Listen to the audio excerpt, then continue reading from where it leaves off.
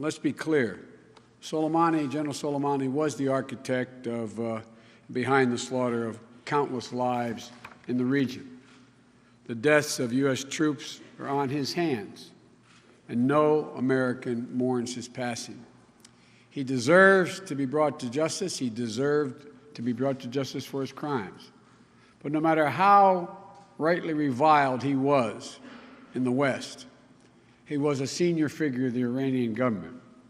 And there's no doubt that Iran will, in fact, respond. Other than telling Americans to get out, what is the administration's plan to protect them? How are we shoring up our embassy and preparing for evacuations? What is our plan if Iraq, who has been our partner in the counter-ISIS campaign, demands that we leave? Now the administration has said the goal of killing Soleimani was to deter future attacks by Iran. But the action almost certainly will have the opposite impact. This morning, we could be on the brink of a new kind of major conflict in the Middle East. And we'll likely see Iran ramping up its nuclear enrichment in the coming days, putting an extremely dangerous problem that our administration had solved and put on the back burner back on the table. I hope the administration, I pray the administration has thought through the second and third order consequences of what they have chosen. American lives and global stability are at risk. I'm a member of the Gang of Eight, which is typically briefed in advance of operations of this level of significance. We were not. The lack of advanced consultation and transparency with Congress was put in the Constitution, or rather the need for advanced consultation and transparency with Congress was put in the Constitution for a reason, because the lack of advanced consultation and transparency with Congress can lead to hasty and ill-considered decisions. When the security of the nation is at stake, decisions must not be made in a vacuum. The framers of the Constitution gave war powers to the legislature and made the executive the commander-in-chief for the precise reason of forcing the two branches of government to consult with one another when it came to matters of war and of peace. This is a dangerous escalation that brings us closer to another disastrous war in the Middle East. When I voted against the war in Iraq in 2002, I feared that it would result in greater destabilization in that country and in the entire region. At that time, I warned about the deadly so-called unintended consequences of a unilateral invasion. Today, 17 years later, that fear has unfortunately turned out to be a truth.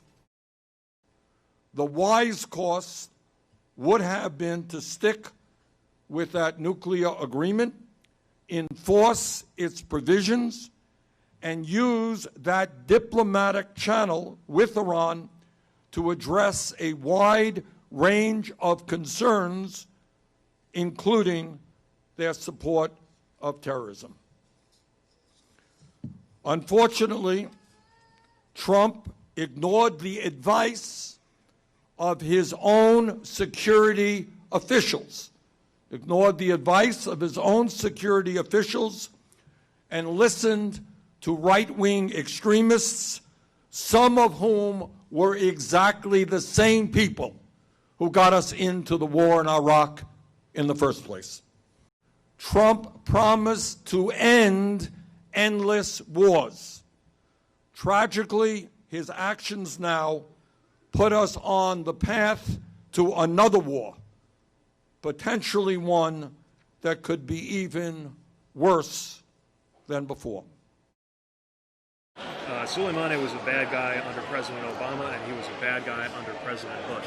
But they did not decide to take on an action that would be as provocative as this, especially in a third country like Iraq. And I want to see whether they've thought through the consequences for what, if any, American influence and presence will be left in Iraq, or whether we just empowered the Iranian regime to consolidate their grip on Iraq. This is one of the most provocative things, short of an outright invasion, that the U.S. could do with respect to Iran. And it's one thing to prevent an attack, it's another to launch a chain reaction, as may have just happened. This is not a game. I know how many people, especially military families, friends that I served with, are going to wonder what this means for them. The consequences could not be more real. And I have profound concerns about the prospect for a serious escalation of this conflict with Iran.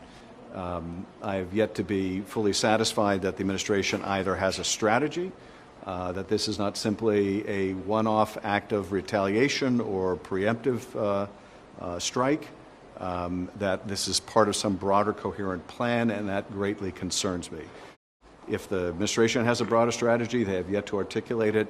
I have yet to explain to the Congress why that strategy lacks the support of our own allies, and how this is somehow going to make us safer. We have to fully expect there will be Iranian retaliation, and I think we and the Iranians need to figure out steps that can be taken to divert us from this path of increasing act and retaliation and increasing prospect of war. And my first reaction to that was, this was a really bad guy. He has ordered the killing of many, many people, many innocents.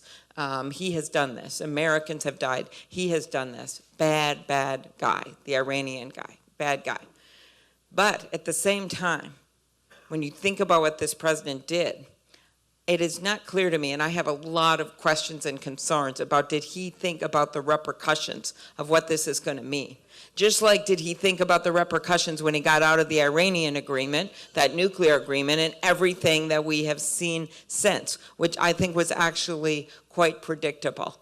But the other thing, as we seek answers, and I'm going to demand a briefing on this from the White House, but as we seek answers on this, we have to remember one thing. He never consulted with the leaders of Congress. He never consulted with Speaker Pelosi. When that major decision to take that guy down, you know who he said he talked to?